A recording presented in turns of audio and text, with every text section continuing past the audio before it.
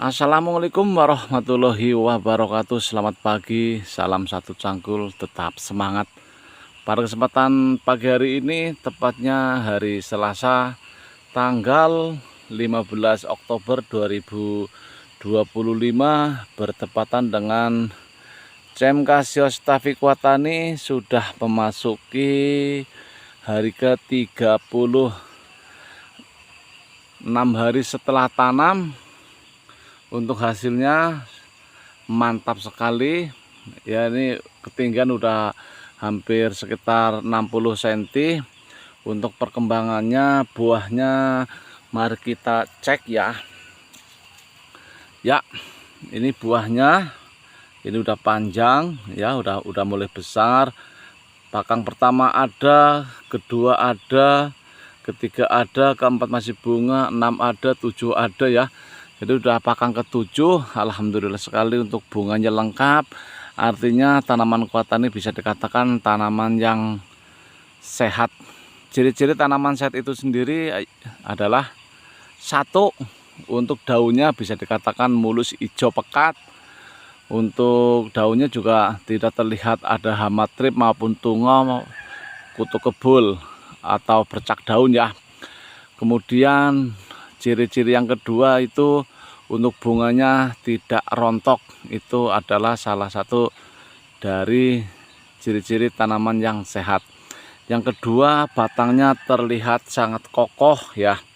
Terlihat sangat kokoh, warnanya juga warna hijau pekat. Kemudian juga ada warna, kalau orang Jawa bilang warna wulung, artinya hijau agak semu hitam ya. Jadi ada warna wulungnya seperti itu. Itu menandakan bahwa tanaman itu tanaman yang sehat. Artinya sehat di sini jauh dari namanya bakteri, jamur atau mungkin patogen-patogen yang lainnya ya. Kemudian trik dari Watani apabila ingin menanam tanaman cabai supaya terlihat sehat, subur ya, terus bunganya tidak gampang rontok, itu yang perlu sangat diperhatikan itu adalah pupuknya ya. Pupuk itu harus lengkap antara fosfat, kalsium, dan nitrogen itu harus seimbang. Teman-teman boleh menggunakan pupuk yang non organik ya, atau mungkin yang kimia yang kandungannya 16 yang pabrikan itu banyak sekali yang beredar di toko pertanian. Namun harus pintar memilih, tidak semua pupuk mutiara yang 16 itu semuanya istimewa, tidak. Namun semua produk pasti mempunyai keunggulan dan mempunyai kekurangan. Untuk tanaman Watani itu biasanya kalau pupuk susulannya itu menggunakan NPK 1616, itu yang dari keluaran Paktani ya. Sekali lagi di sini Watani tidak mempromosikan, namun merekomendasikan saja ya. Untuk hasilnya seperti ini bisa dikatakan sehat ya. Kemudian di samping dari pupuk susulan atau pupuk mikronya, untuk pupuk dasarnya itu harus sangat diperhatikan, yaitu antara pupuk organik dan pupuk kimia. Jadi untuk pengolahan awal dari lahannya itu, pertama yang diperhatikan adalah kebersihan lahan, kemudian untuk kegemburan tanah. Jangan sampai bikin lahan atau bikin bedengan masih adanya lahan atau tanah yang masih menggumpal atau yang bongkahan ya. Jadi sebisa mungkin dibikin segembur-gembur mungkin, sehalus mungkin. Kemudian untuk pupuk dasarnya juga, pupuk kandangnya juga kalau Watani itu menggunakan kohe, kotoran hewan kambing atau istilahnya mutiara hitam. Nah, di situ. Nah, kenapa Watani menggunakan mutiara hitam atau beribil? Dikarenakan untuk kandungannya itu banyak unsur kalsiumnya. Jadi apabila tanaman banyak unsur kalsiumnya, untuk bunganya dan buahnya itu tidak gampang rontok dan tidak ujung kuning.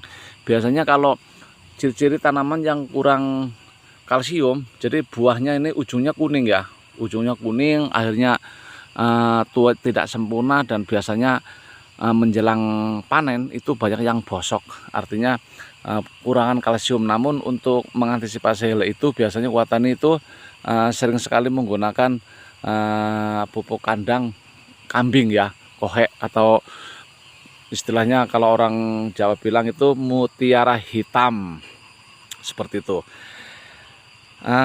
Giat hari ini Kuatani hanya mengontrol lahan, tidak ada kegiatan yang berarti. Artinya besok pagi mungkin akan dilakukan penyepraian. Untuk penyepraian itu sendiri Kuatani belum sempat melakukan dokumentasi ya, dikarenakan selalu bekerjanya sendiri. Apabila sedang bekerja membuat dokumentasi, kendalanya yaitu pengambilan gambar ya. Jadi nanti kalau mengambil gambar sambil bekerja itu biasanya ribet lah ya. Jadi Kuatani hanya menjelaskan aja di sini bahwasanya untuk penyemprotan itu biasa dilakukan minimal 3 kali, maksimal 4 hari sekali. Untuk bahan aktifnya biasa lah ya, antisipasi adanya hama trip dan ulet itu Kuatani masih menggunakan abamectin dicampur dengan dimetoat yang untuk mengantisipasi ular. Kemudian fungisida tetap masih menggunakan mancozeb, dan kemudian fungisida buatan sendiri yaitu jadam sulfur, karena ini menjelang musim hujan jadi mengantisipasi adanya jamur. Jadi Kuatani banyak-banyakan atau dibanyakin jadam sulfurnya, atau mungkin dari sulfur itu sendiri ya, untuk mengantisipasi adanya jamur seperti itu. Kemudian jangan lupa apabila melakukan penyempraian untuk pupuk daunnya itu juga diperlukan, diperhatikan untuk perekatnya jangan sampai, karena ini musim hujan sangat lebat, harus tetap berjalan ya, artinya harus serta ikut terus apabila mau melakukan penyempraian. Untuk perekatnya, penembusnya itu harus sejalan. Itu aja dulu ya yang bisa Kuatani sampaikan pada kesempatan pagi hari ini. Kegiatan hari ini Kuatani hanya mengontrol lahan agar nantinya semua bisa terkendali dan terkontrol. Apabila ada tanaman yang mati langsung bisa disulam dan dicari permasalahannya. Alhamdulillah ini sudah hari ke-36 hari. Alhamdulillah untuk yang mati belum ada ya, masih nihil, masih lengkap tanamannya.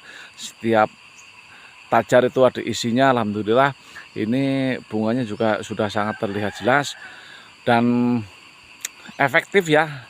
Jadi Kuatani ini kan di sini membuat jarak tanamnya ini disengaja lebar ya, sekitar 70 cm.